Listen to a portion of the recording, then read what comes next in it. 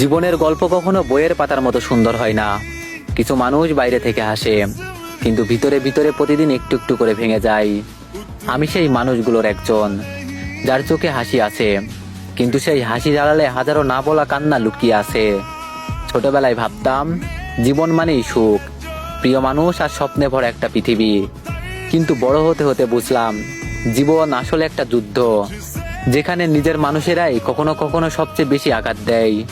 যাদের জন্য রাত জেগে কেঁদেছি, যাদের জন্য নিজের সুখ বিসর্জন দিয়েছি, দিন শেষে তারাই আমাকে একা ফেলে চলে গেছে। আজ আমি আর কাউকে দোষ দিই না, কারণ মানুষ বদলায়, সময় বদলায়, অনুভূতিগুলোও একদিন মরে যায়। শুধু কিছু স্মৃতি থেকে যায়, যেগুলো মাঝরাতে হঠাৎ মনে পড়লে বুকটা ভেঙে চুরমার করে দেয়। অনেকবার চেয়েছিলাম সব ঠিক হয়ে যাক, কিন্তু ভাগ্য হয়তো আমার জন্য সুখ লিখতেই ভুলে গেছে।